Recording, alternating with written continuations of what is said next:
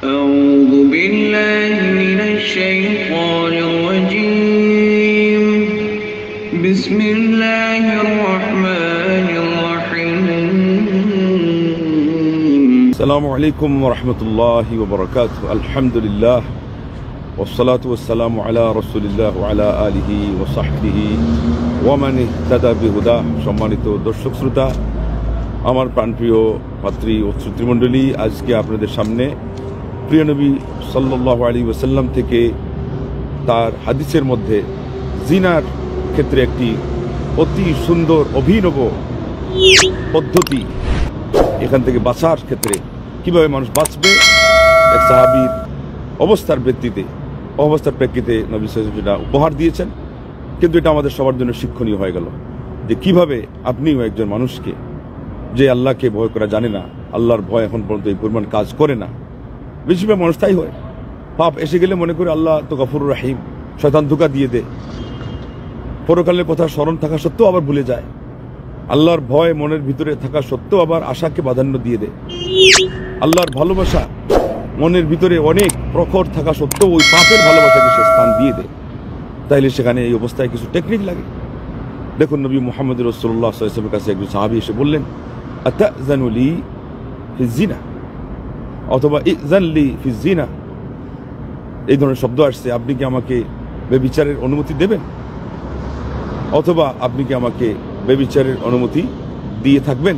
লা ইলাহা ইল্লাল্লাহ, শব্দ ভিন্ন, অর্থ একই, মানে সে অনুমতি চাচ্ছে। বিভিন্ন ভূমিকাতে আসছে যে আমি এই বিষয়ে দুর্বল, এই জন্য আমি লজ্জা ভেঙে আপনাকে বললাম। সে মনে করছে এটা স্পষ্টবাদিতা। হ্যাঁ ঠিক আছে, একদিক থেকে স্পষ্টবাদিতা, সাহাবী হিসাবে আল্লাহ নবী সাল্লাল্লাহু আলাইহি ওয়াসাল্লামের সাহাবী, তার মধ্যে যে দোষ এটা যে অনেক লজ্জার এটা তিনি জানেন। তারপরেও দেখেন তিনি কিন্তু নবী সাল্লাল্লাহু আলাইহি ওয়াসাল্লামের কাছ থেকে মূলত সমাধান নিতে এসেছেন। শব্দ এটা বলে ফেলেছেন, আসলে তিনি সমাধান নিতে এসেছেন। আল্লাহ নবী সাল্লাল্লাহু আলাইহি ওয়াসাল্লাম তখন কি বললেন, আল্লাহ নবী সাল্লাল্লাহু আলাইহি ওয়াসাল্লাম বলার আগে দেখেন সাহাবারা কি বলছেন, মা থামো থামো, তুমি কি বলছো, লজ্জা লজ্জা, তোমার এতটুকু স্পর্ধা তোমার মনে আছে সেটা গোপন রাখো, কোনো বন্ধুর সাথে শেয়ার করো। আল্লাহ নবী সাল্লাল্লাহু আলাইহি ওয়াসাল্লামের সামনে আবার আমরা সাথে আছি, তারা এটাকে অনেক কঠিনভাবে তুলে ধরলেন। কিন্তু নবী মুহাম্মদ রাসূলুল্লাহ সাল্লাল্লাহু আলাইহি ওয়াসাল্লাম কি বললেন, উদ্দুনু মিন্নি, আমার কাছে আসো। অন্য শব্দ বললেন, ওকে তোমরা আমার কাছে নিয়ে আসো। ওদেরকে দায়িত্ব দিয়ে দিলেন, ওরা এখন এটা নিয়ে ব্যস্ত হয়ে যাবে। এটা আরেকটা সুন্দর টেকনিক। যারা শিক্ষক, যারা পরিচালক, যারা সমাজের কর্ণধার, তারা যাদেরকে দেখবে একটু হট্টগোল করে, বিশৃঙ্খলা করে, ওদেরকে দায়িত্বে নিয়োজিত করা। ক্লাস ক্যাপ্টেন তাকে বানানো হবে, যে ছাত্র বেশি দুষ্ট তাকেই দায়িত্ব দেওয়া হবে। আল্লাহ নবী সাল্লাল্লাহু আলাইহি ওয়াসাল্লাম ওদেরকে বললেন, তোমরা তাকে নিয়ে আসো। আরেক হাজি যেমন মসজিদে প্রস্রাবকারী সম্পর্কে আল্লাহ নবী কি বললেন, যাও তোমরা এক বালতি পানি নিয়ে আসো, দায়িত্ব দিয়ে দিলেন। যাই হোক, আজকে আমাদের বিষয় যেটা সেটা আমরা অগ্রসর হই। তারপর আল্লাহ নবী সাল্লাল্লাহু আলাইহি ওয়াসাল্লাম বললেন, তুমি কি এটা পছন্দ করো তোমার মায়ের ক্ষেত্রে? বলল আল্লাহ নবী সাল্লাল্লাহু আলাইহি ওয়াসাল্লাম, আমি ক্ষমা চাই, আপনার জন্য আমার পিতামাতা উৎসর্গ হোক, এটা আমি পারবই না, এটার জন্য আমি মাপ চাই, দুঃখিত, করদিনে মাপ চাই। তারপরে আল্লাহ নবী সাল্লাল্লাহু আলাইহি ওয়াসাল্লাম বললেন, এইভাবেই যে কোনো মানুষ তার মায়ের ক্ষেত্রে এটা সে চায় না, যে কোনো মানুষ তার মায়ের ক্ষেত্রে এটা চায় না। তারপরে মেয়ের কথা, তারপরে বোনের কথা, তারপরে ফুফুর কথা, তারপরে খালার কথা, এইভাবে বলতে বলতে আল্লাহ নবী সাল্লাল্লাহু আলাইহি ওয়াসাল্লামের উত্তরে তিনি এইভাবে উত্তর দিলেন। তারপরে তিনি ফাওয়াদা ইয়াদাহু আলাইহি, আল্লাহ নবী সাল্লাল্লাহু আলাইহি ওয়াসাল্লাম তার উপরে হাত রাখলেন, হয় মাথায় অথবা বুকে অথবা কাঁধের উপরে, যে কোনো হাত রাখলেন। এই শব্দটা ইজমালিভাবে আসছে। তারপরে কি বললেন, দোয়া করলেন, এবং অন্য বর্ণনায় আসছে যে তিনি দোয়া চাইলেন, বললেন যে এটা তো হবে না, তবে আপনি আমার জন্য একটু দোয়া করে দেন। আল্লাহ নবী সাল্লাল্লাহু আলাইহি ওয়াসাল্লাম কি দোয়া করলেন, আল্লাহুম্মা তাহহির কলবা, যেখান থেকে এটার উৎস, তো বললেন যে অন্তরটা পরিচ্ছন্ন করে দাও। আল্লাহ, আমার এই সাহাবীর অন্তরটা তুমি পরিষ্কার করে দাও, পবিত্র করে দাও, এই অন্তর থেকে এই কদার্যতা দূর করে দাও, পাপের মোহটা তুমি সরিয়ে দাও। লা ইলাহা ইল্লাল্লাহ। তারপরে বললেন, ও ফিরদাম্বা, আমার এই সাহাবীর তুমি গুনাহ খাতা মাফ করে দাও, কারণ পাপে পাপটা নেই, পাপ থেকে গেলে তো আবার ওই পাপের মাধ্যমে আসবে, পাপ মাফ হয়ে গেলেই ধরতে হবে, পাপের দরজা অনেকটা বন্ধ হওয়ার ব্যবস্থা হলো। তারপরে বললেন, ও হাসিন ফরজা, এবং তার গুপ্তাঙ্গকে আপনি সংরক্ষণ করুন। আল্লাহু আকবার। সাহাবী বললেন, যে এরপরে আমার এমন অবস্থা হলো যে আমার মনের ভিতরে এই বিষয়ের কোনো জিনিস নিয়ে আর কোনো দিন সামান্যতম কোনো চিন্তা পর্যন্ত এর উদ্রেক হয়নি। তাহলে দাওয়া কিভাবে অবলম্বন করলেন মুহাম্মদ রাসূলুল্লাহ সাল্লাল্লাহু আলাইহি ওয়াসাল্লাম, আর দোয়াটা কত অর্থবহ, কত ব্যাপক এবং কত দরদ মাখা দোয়া, পদ্ধতিটা কত স্নেহের পরশের, তার উপরে হাতটা রেখে এই দোয়াটা করলেন। ধিক্কার দিলেন না, বললেন না যে খবরদার এই যুক্তিতে তুমি নিজেই উত্তর দিয়েছো, হবে না, আর জন্য কোনোদিন এই ধরনের সব কথা না শুনি না। रहमतुल्लिल आलमीन, नबियों में रहमत लक़ब पाने वाला, मुराद गरीबों का भर लाने वाला, वमा अरसलनाका इल्ला रहमतल लिल आलमीन। সূরা ফুরকানের মধ্যে আল্লাহ নবী সাল্লাল্লাহু আলাইহি ওয়াসাল্লাম ঘোষণা করেছেন সমগ্র মানব জাহানের জন্য, গোটা বিশ্বের জন্য, সারা পৃথিবীর জন্য, মানবতার জন্য তিনি রহমত স্বরূপ প্রেরণ হয়েছিলেন। আজকের এই দুর্দিনে বড় বড় আলেমারা ইবনে আব্দুল আজিজ ইবনে বাজ থেকে নিয়ে, ইবনে উসাইমিন থেকে নিয়ে অন্যান্য আলেমরা, ইবনে আলবানী আছেন, বিশেষ করে এই বিষয়ে যিনি বেশি কথা বলেন শেখ আব্দুর রাজ্জাক আল বদর, আমার উস্তাদ আব্দুল মুহসিন আল বদর হাফিজাহুমুল্লাহ, তাদের যে দরদ মাখা উপদেশ, যে বর্তমান ইমানি পরিবেশ বড় প্রতিকূল এবং মানুষ বড় দুর্বল, আর পাপের দরজা এমনভাবে খুলে দেওয়া হয়েছে আগের যুগে যা কল্পনা করা যেত না, আজকে মানুষের হাতের মুঠোয় সেটা ঢুকিয়ে দেওয়া হয়েছে। আমার এতিম নবীর এতিম উম্মত আজকে অসহায়, তাদের জন্য তোমরা একটু দিক নির্দেশনা দাও, দয়া ভরে, মায়া ভরে, দরদ নিয়ে। অতএব আসুন আমরাও টেকনিক ছাড়া যেখানে হবে না সেখানে টেকনিক অবলম্বন করতে বলবেন। অনেকেই যেমন আগে বলেছিলেন এগুলো দিয়েও তাদের হবে না, তারা তখন বলবে যে এটা নিয়ে তুমি এত ব্যস্ত হয়েছো, ওর পেটের ট্যাঙ্কির অবস্থা কি, সেখানে তো আর ওই অন্য মানুষের মতোই কিছু ছাড়া আর কিছু নয়, দুর্গন্ধ ছাড়া কিছুই নয়, অপবিত্র নাপাক ছাড়া কিছুই নয়, তাহলে পরে এটা নিয়ে তুমি এত পাগল হওয়ার কারণ কি? অনেক আছে এমন যে তার মুখের দুর্গন্ধ টয়লেটের ড্রেনের দুর্গন্ধের চেয়ে আরো খারাপ। তখন আপনি বলবেন অন্তত এটা স্মরণ করো, দেখবেন যে ঘৃণা এসে গেছে, কিসের আগ্রহ, কিসের কৌতূহল, কিসের এত আসক্তি, এটা যেটার কারণে জাহান্নামে যাওয়া লাগবে, জান্নাত হাতছাড়া হবে, নিজের জীবনের দায়িত্ব ভুলে যাওয়া হবে, আদর্শচ্যুত হয়ে যাবে। সন্তান সন্ততির কি দায়িত্ব, মাতা পিতার কি দায়িত্ব, ভাই বোনের কি দায়িত্ব, পাড়া প্রতিবেশীর কি দায়িত্ব, নিজের বন্ধু বান্ধবের কি দায়িত্ব, দিনের কি দায়িত্ব, দুনিয়ার কি দায়িত্ব, সব কিছু সে ভুলে যায়, মানুষ পাগল হয়ে যায়, উন্মাদ হয়ে যায়। অতএব আসুন, এমন একটা পাপ, এই যে আমার কাছে অনেকে অভিযোগ করেছেন, এই পাপের সময় কিন্তু মানুষের হুঁশ বুদ্ধি থাকে না। তওবা যে করবে অন্যান্য পাপের ক্ষেত্রে সেটা একটু সুযোগের চিন্তা করলো, এটাতে চিন্তাই করা থাকে না, কারণ বেহুশ, তার মরণ, তার জীবন চ্যালেঞ্জের সম্মুখীন করে তারপরও একেবারে সেখানে হুমড়ি খেয়ে পড়ে যায়। এ কখন হুঁশ ফিরবে? আল্লাহ যদি কিসমতে না রাখেন, তাইলে এই পাপটা হলে এত জঘন্য, আর বর্তমান বিশ্বে এত মারাত্মক আকার ধারণ করেছে, জেনারেশনকে একেবারে গ্রাস করে ফেলেছে। অতএব এই পাপের সাথে কশ্চিনকালও সমতা করা তো দূরের কথা, সামান্যতম আপনার সেখানে নমনীয়তার অবকাশ নেই। এটাকে অত্যন্ত কঠোর হস্তে দমন করতে হবে, প্রতিহত করতে হবে নিজের থেকে এই পাপকে। এটা আপনার জন্যে কাল, এটা আপনার জন্য আপদ। সাপ, বিচ্ছু, বাঘ, ভল্লুক থেকে আপনি যত না বেশি সতর্ক থাকেন, এই পাপ থেকে, এই যে পর্নোগ্রাফি, এটা থেকে আপনাকে আরো বেশি সতর্ক থাকতে হবে। আর ইমাম ইবনুল কাইয়িম বলেছেন, ইবনে রাজব হাম্বলি রাহিমাহুল্লাহ, এরা সবাই বলেছেন যে এটা হলো এমন একটা জিনিস যেটার কারণে কালিমা নসিব হয় না।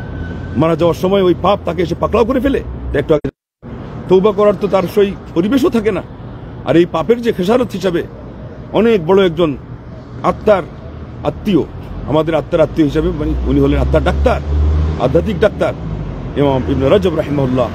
তিনি বলেছিলেন যে জুনুবুল খাফা, এই গোপন পাপ যেটা, এটা মানুষকে নিয়ে যায় ইন্তেকাসের মধ্যে, মানে সে দিন থেকে বেরিয়ে পড়েছে বুঝতেও পারে না। সে তখন বলবে যে আমার তো তাহলে এটাতেই ইন্টারেস্ট, এটা নিয়ে আমি ভালো আছি। তাহলে পাপে মানুষ কিভাবে ভালো থাকে? পাপ কশৃঙ্খল ভালো থাকার কোনো উপকরণ না। পাপ আমাদের জন্য কঠিন একটা মহাপাতকী, পাপ আমার জন্য অভিশাপ। এটা না বুঝা ছাড়া, এটাকে ঘৃণা করে নিজের থেকেই পরিহার করা ছাড়া, আল্লাহ রাব্বুল আলামিনের কাছে তৌফিক চাওয়া ছাড়া, কান্নাকাটি করা ছাড়া এর থেকে বাঁচার কোনো উপায় নেই। জ্ঞানীরা বলেছেন ইন্নামাল আহওয়ালু তুজালু বিল ইজতিহাদ, কঠিন বালা মুসিবত, বিপদ আপদ, এগুলো আল্লাহর কাছে রোদন করে কান্নাকাটির মাধ্যমে দূরীভূত করা হয় বা দূর করার ব্যবস্থা করা হয়। এর চেয়ে বড় আপদ আজকালকার বিশ্বে এত কিছুই নেই। পাপের জগতের এত কঠিন অক্টোপাস এবং আগ্রাসন আর কিছুই নেই। অতএব এখানে বিলাপ করে রুদন করে কাঁদতে হবে, দুঃখ করে কান্নাকাটি করে আল্লাহর কাছ থেকে নিজে উদ্ধার করতে হবে, নিজের আপনজনকে উদ্ধার করতে হবে, নিজের চোখের মনি আদরের দুলালিদেরকে উদ্ধার করতে হবে। এমনকি কখনো কখনো ছেলে হয়ে মা বাবাকে উদ্ধার করার প্রয়োজন দেখা দিয়েছে, ছাত্র হয়ে শিক্ষককে উদ্ধার করার প্রয়োজন দেখা দিয়েছে, একজন সমাজের সাধারণ নাগরিক হয়ে সমাজপতিদেরকে উদ্ধার করার প্রয়োজন দেখা দিয়েছে।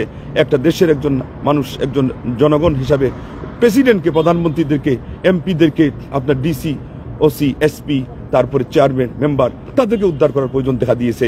এমনকি রিপোর্ট যেটা আসে মসজিদের ইমাম, খতিব, ওয়াহিজে কওম, হাদিয়ে মিল্লাত, তাদেরকে উদ্ধার করার প্রয়োজন দেখা দিয়েছে।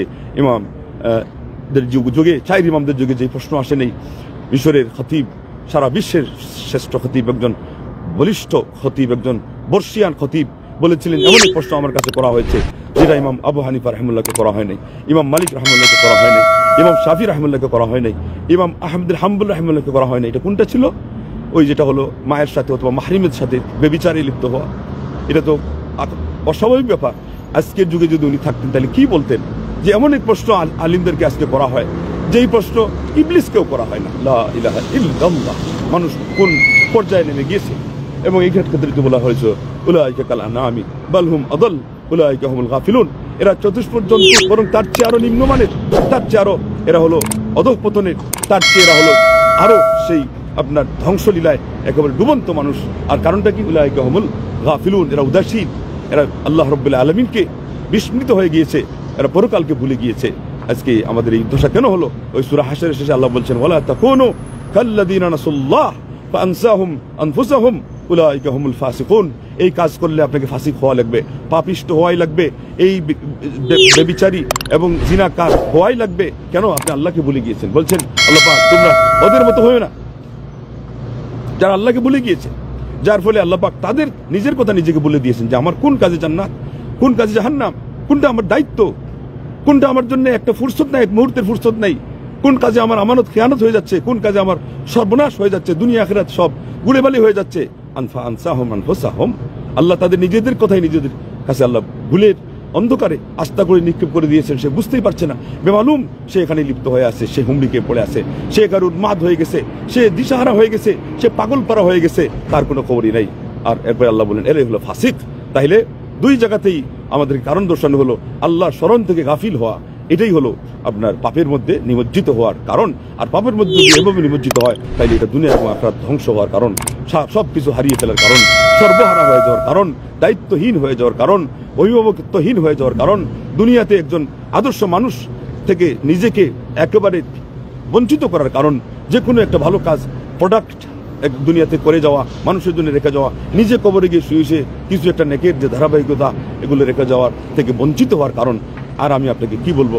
অতএব আল্লাহ রাব্বুল আলামিন আসমা হুসনা ওসিলা দিয়ে আল্লাহ রাব্বুল আলামিনের দোহাই দিয়ে বলছি যে নিজের পরিণাম একটু চিন্তা করতে শিখুন, দুনিয়াতে কেন এসেছেন একটু ভাবতে জানুন, এবং আল্লাহ রাব্বুল আলামিনের সামনে গিয়ে দাঁড়াতে হবে। হিসাব আছে, কিয়ামতের দিন আছে, সেখানে পরকালে জান্নাত জাহান্নাম আছে। আল্লাহ রাব্বুল আলামিন একজন আওয়ালাম ইয়াকফি বিরাব্বিক আন্নাহু আলা কুল্লি শাইইন শাহিদ। পৃথিবীর কেউ যদি না দেখে, আল্লাহ বলেছেন প্রশ্ন করে, তোমার রবের জন্য কি এটা যথেষ্ট নয় যে তিনি সকল জিনিসের উপরে প্রত্যক্ষদর্শী, আল্লাহ সাক্ষী হয়ে আছেন?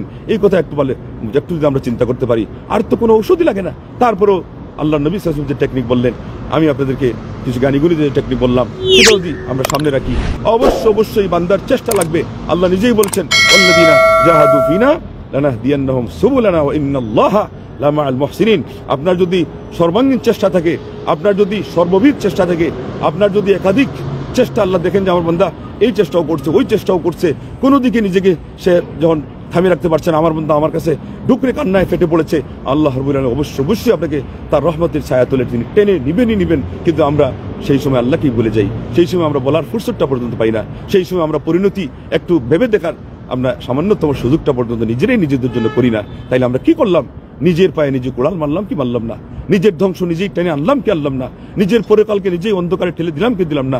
নিজের সেই দায়িত্বকে আমরা নিজেদের হাতে আমরা একেবারে আস্থা করে ছুড়ে মারলাম কি মারলাম না? এরপরে আমরা কাকে দোষারোপ করতে পারি? ফালা ইয়ালুমান্না ইল্লা নাফসা। আল্লাহ বলছেন এরপরেও যদি কেউ দেখে যে ক্ষতিগ্রস্ত হয়েছে, তাইলে সে নিজেকে ধিক্কার দেওয়া ছাড়া আর কাউকে সে যেন দোষারোপ না করে। আল্লাহকে তো নাই না, নিজের প্রতিবেশীদেরকেও না, নিজের শিক্ষকদেরকেও না, নিজের অভিভাবকদেরকেও না, নিজের বন্ধু মহলের কাউকে না, কোনো কিছুকে না, বরং কেবলই দোষারোপ করতে হবে নিজেকে, কিন্তু এটাতে কোনো কাজ হবে না। আল্লাহ রাব্বুল আলামিন আসমা হোসনার ওসিলাতে দোয়া করছি, আল্লাহ পাক আমাদের এই ইয়াং জেনারেশনকে বিশেষ করে এবং যারাই এখানে জড়িত হয়ে গেছেন প্রত্যক্ষ পরোক্ষভাবে, সার্বক্ষণিক অথবা হঠাৎ কখনো কখনো এই মুঠের তরও যে পাপের মধ্যে নিমজ্জিত হলে তার এই পরিমাণ খেসারত পোহাতে হবে, এই পরিমাণ মূল্য দিতে হবে, দুনিয়া আখিরাত সব জলাঞ্জলি দিতে হবে। আমরা আশরাফুল মাখলুকাত এই টাইটেলটাকেও পর্যন্ত রসাতলে ফেলে দিতে হবে, জান্নাত হারিয়ে ফেলতে হবে এবং ভালো মন্দের চিন্তার ফুরসতটা পর্যন্ত একেবারে নিজের থেকে আস্থা করে নিক্ষেপ করতে হবে। আল্লাহ আমাদেরকে এই পরিমাণ অন্তত অপরিণাম দর্শিতা থেকে রক্ষা করুন। আল্লাহ পাক আমাদেরকে এই পরিমাণ মূর্খতা থেকে হেফাজত করুন। আল্লাহ পাক আমাদেরকে এত মারাত্মক পর্যায়ের বোকামি থেকে আল্লাহ আমাদেরকে রক্ষা করুন।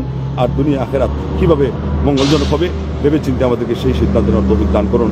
সদা সর্বদা আল্লাহর ভয়কে মনের ভিতরে স্থান দিয়ে আল্লাহর আদেশ নিষেধ মান্য করে চলার আল্লাহ আমাদেরকে তৌফিক দান করুন। শুধু এই পাপ নয়, আরও যে কোনো পাপ যেগুলো আল্লাহ থেকে আমাদেরকে দূরে সরিয়ে দেয়, জাহান্নাম এর দিকে ঠেলে দেয় এবং জান্নাত থেকে আমাদেরকে বঞ্চিত করে, আমাদের দুনিয়াতে যে দায়িত্ব নিয়ে এসেছি পূত পবিত্র ইবাদত, সেখান থেকে আমাদেরকে বঞ্চিত করে এই সব ধরনের অপরাধ থেকে, এই সব ধরনের পাপাচার থেকে, এই সব ধরনের পাপ পঙ্কিলতা থেকে, এই সব ধরনের অন্ধকার জগৎ থেকে আল্লাহ আমাদের সবাইকে উদ্ধার করুন। আমরা আলোকিত দিন পেয়েছি, আমরা এটা পালন করার মাধ্যমে পুলকিত অন্তরের অধিকারী হব। আমরাই হব ইহ এবং পরকালে সবচেয়ে বেশি সৌভাগ্যবান, আমরাই হব সুখী, আমরাই হব সুশীল সমাজ, আমরাই হব উন্নত জাতি। কারণ আল্লাহ আমাদেরকে উপহার দিয়েছেন মহাগ্রন্থ আল কোরআন, শ্রেষ্ঠ গ্রন্থ কিতাবুল্লাহ। আল্লাহ আমাদের উপহার দিয়েছেন নবী মুহাম্মদ রাসূলুল্লাহ সাল্লাল্লাহু আলাইহি ওয়াসাল্লাম, যিনি হলেন গোটা মানবতার জীবন কাঠি, শুদ্ধিচারী আল্লাহ নবী সাল্লাল্লাহু আলাইহি ওয়াসাল্লাম, এবং নবী সাল্লাল্লাহু আলাইহি ওয়াসাল্লাম হলেন আমাদের জন্য সব্যসাচী। সেই নবীকে পেয়ে যদি আমরা নিজেদেরকে আদর্শবান হিসেবে গড়ে না তুলতে পারি, তাকে আমাদের রোল মডেল হিসেবে গ্রহণ করে আমরা নিজেদের জীবনকে ধন্য না করতে পারি, তাহলে আমাদের সে নির্ঘাত কপাল পোড়া হতভাগায় পৃথিবীতে আর কেউ থাকবে না। আল্লাহ তুমি আমাদেরকে এই ধরনের হতভাগা হতে দিও না। আল্লাহ তুমি আমাদের সমুদ্রে ফিরিয়ে দাও। আল্লাহ আমাদেরকে সিরাতে মুস্তাকিমের পথ দেখাও এবং এই পথে আমাদেরকে আমরণ অটল রাখো এবং ঈমানের সাথে আমাদের মরণ দিয়ে আল্লাহ আমাদের জান্নাতুল ফিরদৌসে ঠাঁই দিও।